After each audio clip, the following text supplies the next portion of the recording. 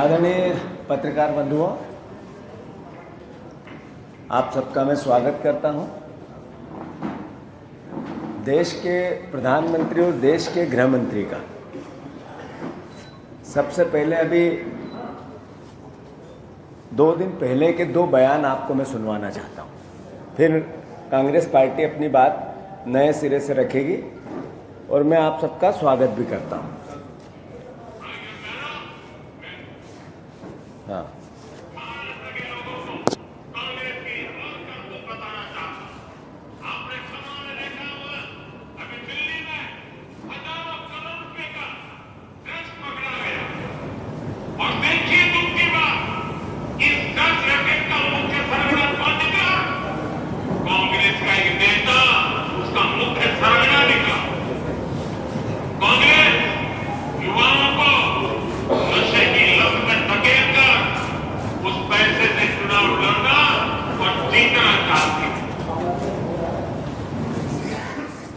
बात यह है कि देश के प्रधानमंत्री ने वाशी में 24 तारीख का उनका बयान है। बात यह है कि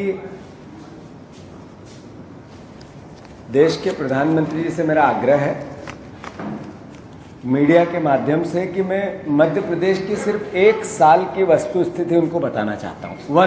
1 साल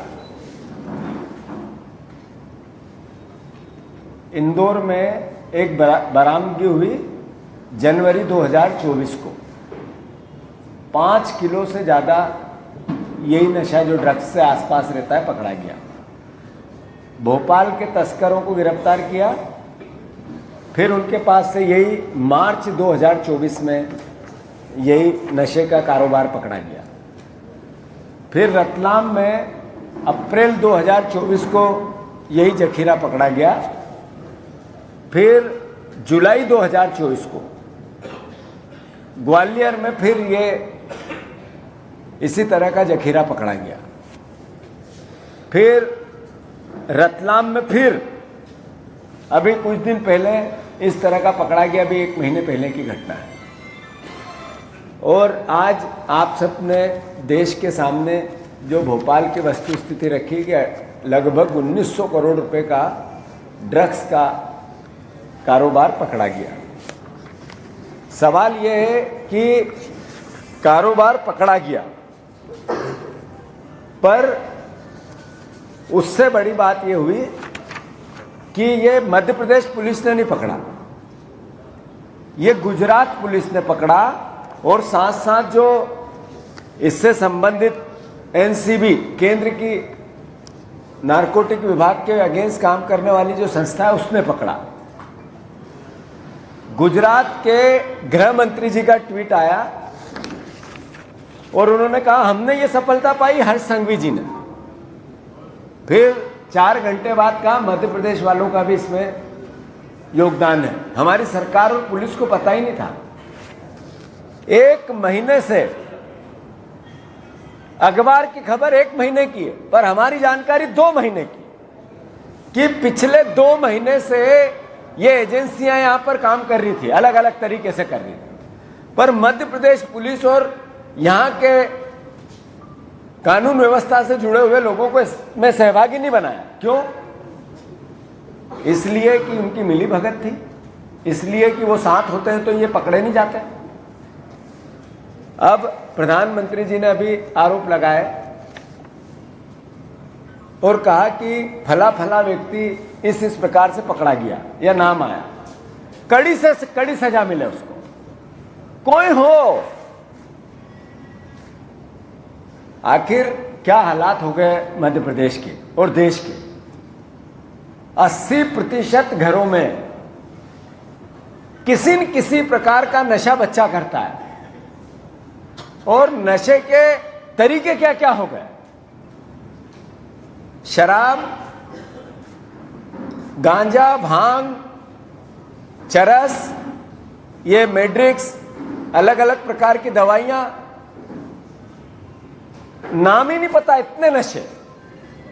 और बच्चे कौन है ये बच्चे? ये कांग्रेस और बीजेपी के परिवार का आरोप प्रत्यारोप हो सकता है।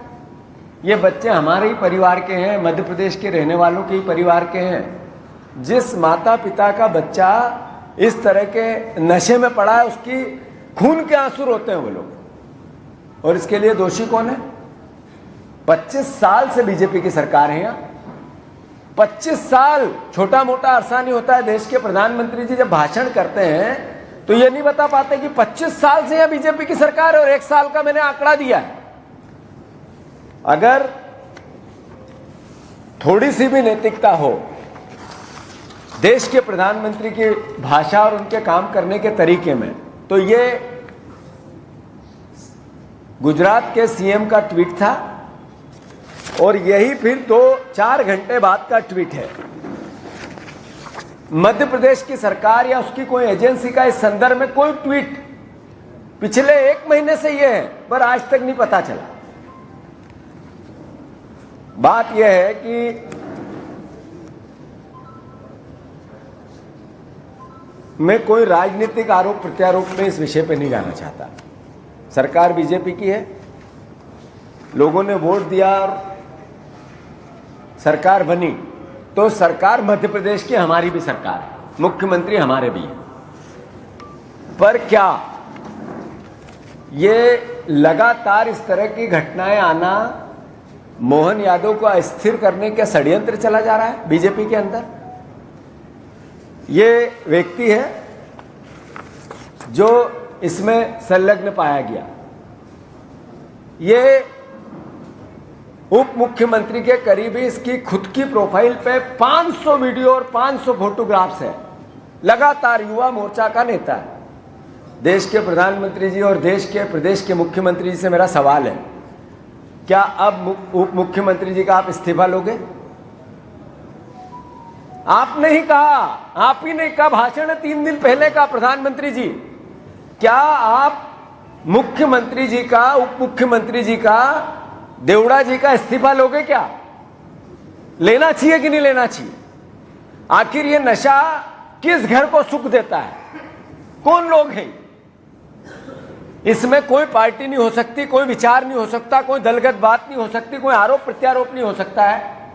आखिर ये मध्य प्रदेश का बच्चा जिसके पास रोजगार नहीं है, घर में यातना है, परेशानियां हैं। मैं उस दिन भी जब मैंने पीसी ली थी तो बोली थी ये बात कि दिन भर रील देखता है, नशा करता और क्राइम करता है। आखिर कैसा मध्य प्रदेश बन रहा है? ये सुधीर गुप्ता,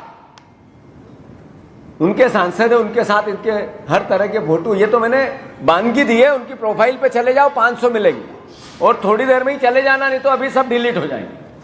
थोड़ी देर बाद उसकी प्रोफाइल पर से सारा काम डिलीट होने वाला है। तो आखिर कैसा प्रदेश बन रहा है हमारा? बलात्कार में हम नंबर 1, नशे के कारोबार में हम नंबर 1। नशे के कारोबार को सरकार और सरकार से जुड़े हुए लोगों का संरक्षण में मध्य प्रदेश नंबर 1। मैं बार बार कहता हूं, यह सरकार मोहन यादव की है ही नहीं, यह सरकार जनता की भी नहीं है, बीजेपी की भी नहीं, यह सरकार माफियाओं की है। मैं ये बार बार क्यों दोहराता हूं?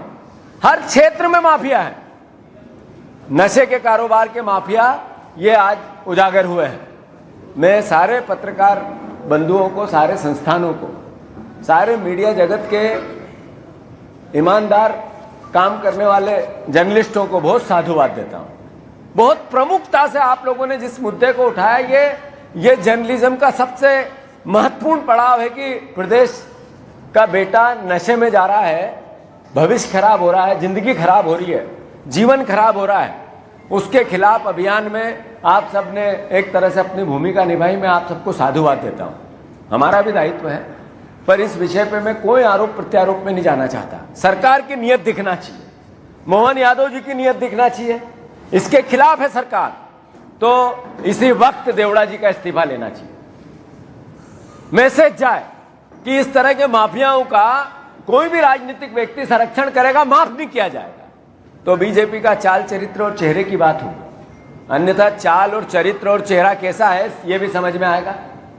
मैं फिर से अनुरोध करना चाहता हूं, मैं इस विषय पे चूंकि मोटिव है कि मध्य प्रदेश नशे से मुक्त होना चाहिए। हमने भी जब उज्जैन में एक सभा की थी तो वहाँ मोहन यादव जी से आग्रह किया था, हम सर्वसम्मति से प्रस्ताव पास करते हैं कि आप उज्जैन की नगरी को नशा मुक्त नगरी बनाओ और यहाँ से शराब के ठेके सब निरस्त कर दो। ऐसे ही उन्होंने अभी कहा कि हम नर्मदा के आसपास इतने इतने किलोमीटर तक शराब की दुकानों से मुक्त कर देंगे। और नर्मदा के आसपास में मोहन यादव जी को, उनके आबकारी मंत्री अधिकारियों को आपके माध्यम से निमंत्रण दे रहा हूं कि वो मेरे साथ एक दिन चले। 100 किलोमीटर यात्रा में 100 जगह उनको बता दूंगा कि कहां कहां नर्मदा के आसपास नशा बिकता है। ऐसा कोई मोहल्ला नहीं बचा किसी शहर का, ऐसी कोई बस्ती नहीं बची, ऐसा कोई गांव नहीं बचा जहां पे नशे का किसी न किसी रूप में कारोबार नहीं होता है। मोहन भैया, देवड़ा जी का इस्तीफा लो और मध्य प्रदेश के भविष्य को सुरक्षित करो, नशा मुक्त करो। बिना आरोप से आपसे मेरा आग्रह है, अन्यथा जैसा आपके मामले में आपकी छवि बनती जा रही है कि हर तरह का माफिया हावी है सरकार पे, तो उसका ये परसेप्शन को हटाओ। प्रदेश बदनाम हो रहा है, कलंकित हो रहा है, हर क्षेत्र में हो रहा है। और उसका अगर कोई दोषी है तो आज की सरकार के मुखिया होने के नाते मोहन भैया है, मोहन यादव है। तो इनके हम इस्तीफे की मांग करते हैं और इस सरकार का असली चेहरा मध्य प्रदेश को दिखा। ये हम बार बार जो बात बोलते थे उसकी पुष्टि हुई। धन्यवाद। खबरों से खबरदार रहने के लिए चैनल को सब्सक्राइब करें और प्रेस करें बेल आइकन।